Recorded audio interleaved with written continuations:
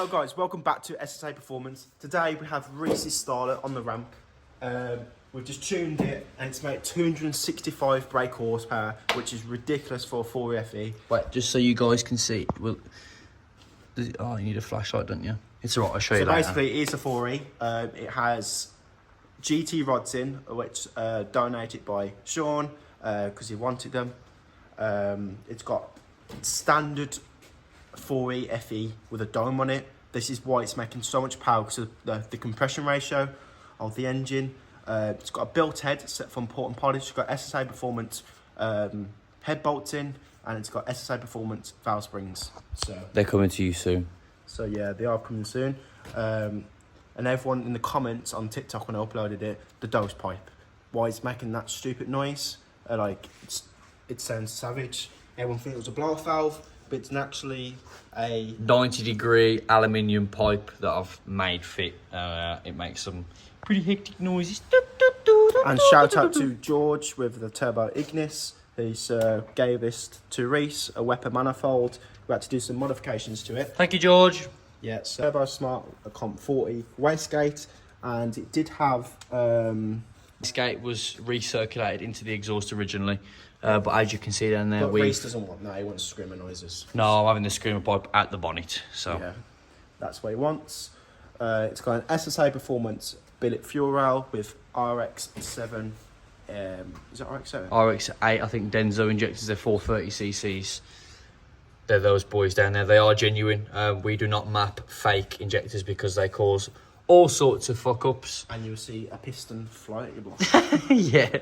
So it's basically just a standard Starlet. It's got a 40 FTE wiring loom in it though, because it is all the glands are shit on it. Basically, this is my car. This is a Starlet. It's got all the Glanzer pieces on it. The Glanzer interior, and I wanted to run. Seats. It's got GT. It does have GT turbo seats. The reason why I've loom swapped it is simply because I'm running a 4FTE Dizzy, 4FTE inlet manifold, all the sensors, the knock sensor, whatever you may have it. However, aside from that, this is still, I will get a picture of it in a minute, this is still a 4E FE. There is only a couple of pieces in this engine. And you can see it's a 40 FE because obviously the oil filter housing, it's just screws on. Yeah, there's your normal type. If you can see in there, there's no oil filter housing, it's just my oil filter, and this is an NA power steering pump. Yeah, so it's pretty much just stock, except from obviously the GT rods so they can handle the torque. We didn't want to, we could actually push it with standard NA stuff, but we'll probably see about 240, that's what we'll cap it to. But that's pretty much of this build really. It's got a front mount intercooler, which is big enough for the power. It can probably take about 400, 500 horse. It's just quite a big intercooler. It's got all the piping as well. Yeah, may I just say, guys, as well, the reason why we're calling it a stock 4EFE is because, as I mentioned in the TikTok, if you guys have seen it, this isn't forged. The only things that are in this engine that have been messed with that aren't factory is just the head bolts, the valve springs.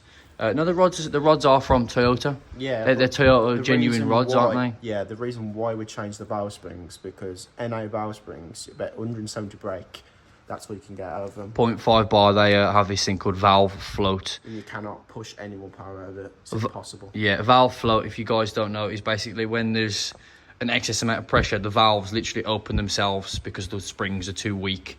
So if you want a run boost from your 4EFE, first things first, change your valve springs, otherwise you won't be able to see. That's a must. That's like a must because you're not going to get more than 170 brake. No. And what else? But yeah, so TDR4 turbo kit. Well, we already mentioned it's got the Weber, but it's got a TDR4 max speeding. Is it max speeding? Yeah, it's a Chinese Wuhan war whistle. TDR4 13T out of an Impreza, which is the max speeding rods turbo. They're 60 quid. And in my opinion, that noise is worth the £60 replacement every 6 months. So I'm not arsed. But yeah, so apart from the engine wise, all the supporting mods is what everyone else normally knows. You know, the catch can, injectors, fuel rail, whatnot. But the creme de la creme is definitely the NA domed pistons with the GT rod combo, the gudgeon pin from the piston fits right in the rod, as they are standard rods from an earlier gen Starlet. So that's why we're calling it a stock 4E FE. Yeah. Even though there is obviously it's obviously an opened engine. So I wouldn't advise anyone watching this video with a Bargo standard Starlet with a 4E FE in it just to smack a TD04 and then send it to 260 brake, because it will blow up. Ask me how I know. I've blown up 3 engines before. This is the 4th one, and this is the longest it's ever lasted.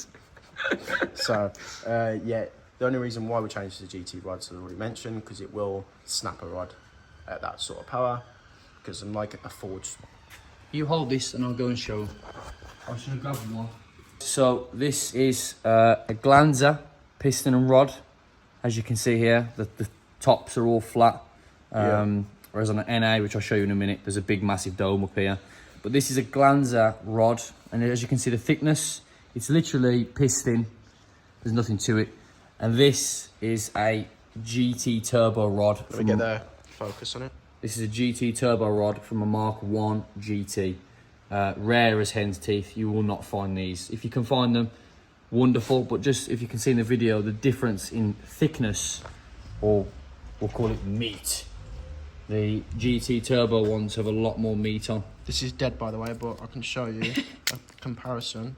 So that's the GT rod. That's roughly 11 mil thick, and this is the Glanzer rod. Yep. Just close it up and see what it is. See the difference. Look a lot more. That is 8 mil. So there's an extra 3 mil of girth or meat on these GT rods as well.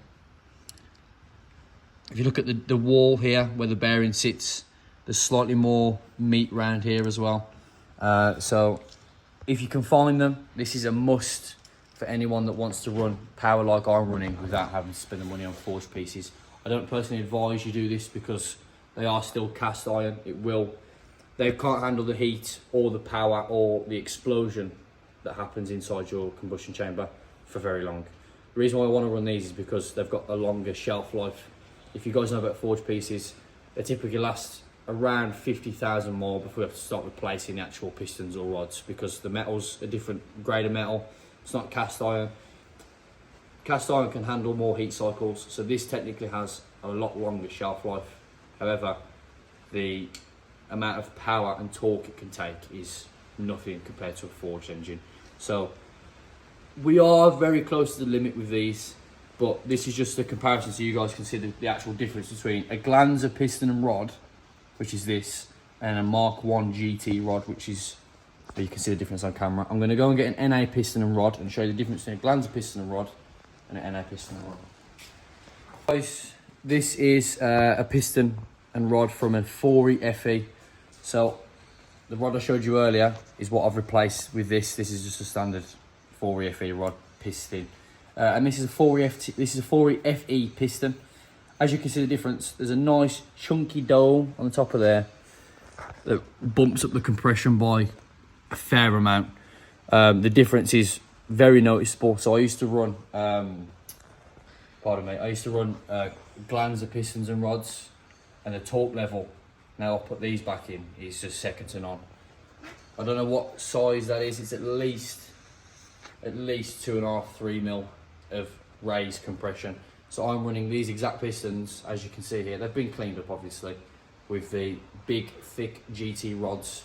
And that is, apart from ACL bearings, you know, a genuine pump, water pump, all that sort of malarkey that comes with building an engine, that is what makes 265 brake. That piston and those rods I showed you earlier, along with a set of Glanzer cams. So I don't know if I mentioned it earlier in this video or another video. This was running 205 brake for 2,500 mile on the exact same setup I just explained, apart from it had 4E FE cams in it. So on the graph on the dyno, it gets to about 5,000 RPM and it literally goes completely flat and stays that whole way till 7.5. The minute I put those cams in, went from 205 to like 225 brake just by putting the cams in, not remapping it, just doing another dyno run, and then we managed to squeeze out another 40 horsepower. Yeah. Should we start it off? Yeah.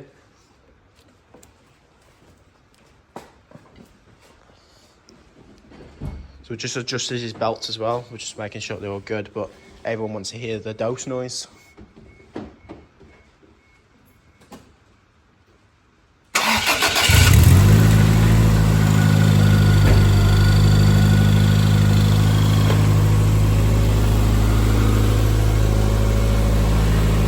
We'll let her warm up Yeah. because she is a forge.